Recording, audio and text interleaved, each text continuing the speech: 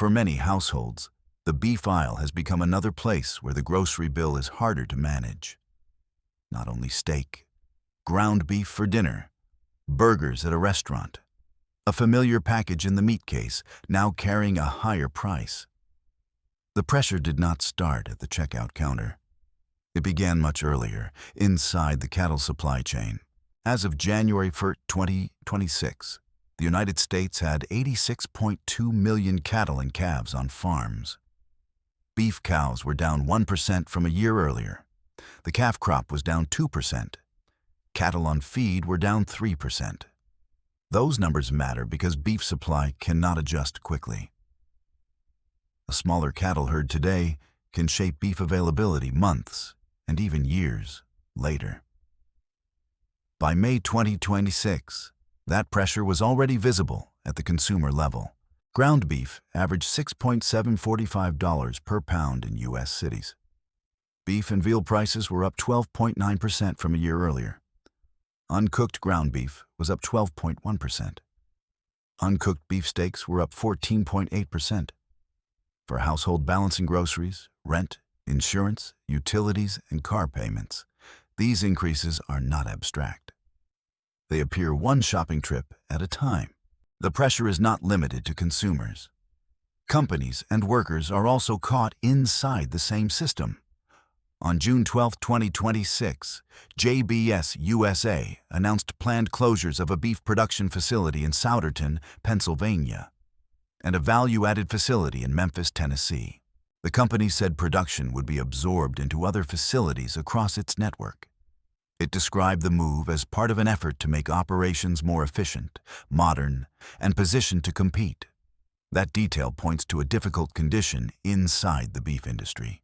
Retail prices can be high, cattle prices can be high, and meat processors can still face pressure inside their own operations.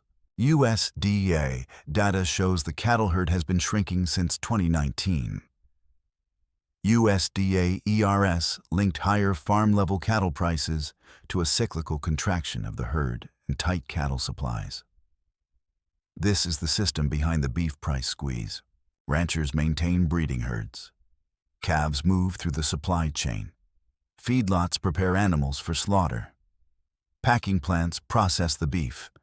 Distributors, grocery stores, restaurants, and food service buyers bring it to consumers. Pressure at one stage does not always show up immediately at the next. But over time, tight cattle supply can become higher cattle prices. Higher cattle prices can become higher wholesale beef prices, and higher wholesale prices can reach grocery stores and restaurant menus. In June 2026, USDA ERS forecast 2026 beef production at 25.438 billion pounds. It also listed the 2026 slaughter steer price forecast at 250.16 per hundredweight. In May 2026, the monthly slaughter steer price was 259.99 per hundredweight.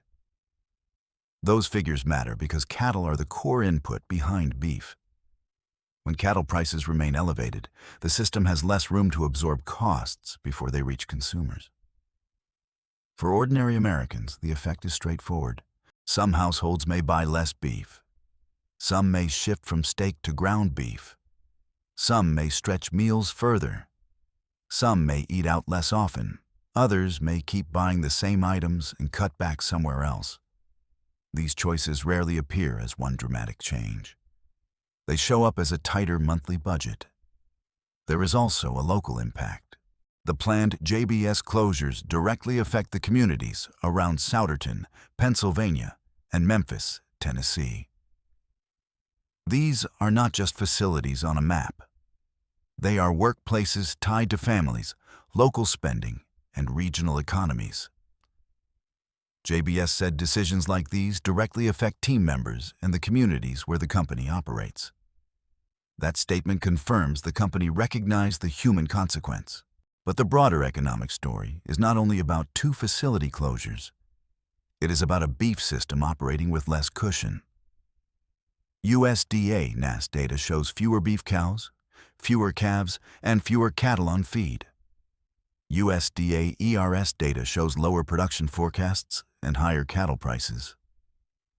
BLS data shows higher retail prices in beef categories that households actually buy. Taken together, these facts show pressure already visible from ranches to grocery stores. It is important not to overstate the case. The JBS closures alone did not cause the national rise in beef prices. Cattle supply pressure was already present before the announcement. Market reporting also indicated that the broader production impact of the Souderton closure may be limited because of excess slaughter capacity. The more accurate story is not a sudden shock.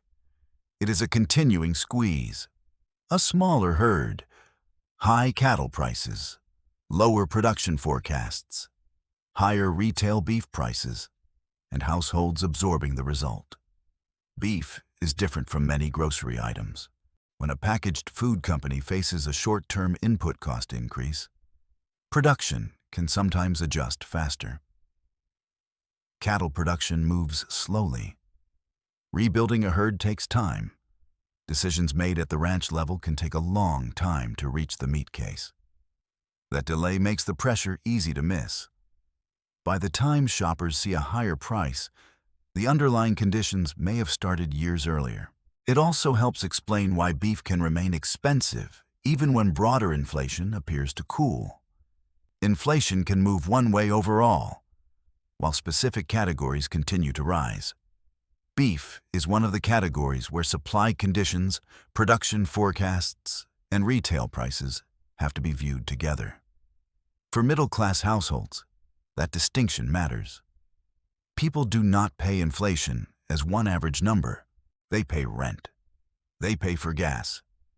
They pay electric bills. They pay insurance. And they pay for food item by item. When one everyday protein becomes more expensive, it adds pressure to a budget that may already be stretched. The current picture is clear. JBS has announced planned facility closures in Pennsylvania and Tennessee. USDA's latest 2026 beef production forecast remains lower than earlier estimates. Cattle supplies remain tight. Retail beef prices remain elevated compared with a year earlier. What remains uncertain is how long the pressure lasts, how quickly cattle supply can recover, and how much of the cost continues to reach consumers. The verified data supports one central point. This is not only a cattle market story, it is a story about how a hidden supply chain reaches the dinner table. And for many households, the cost is already visible each time they stand in front of the meat case and decide what still fits their budget.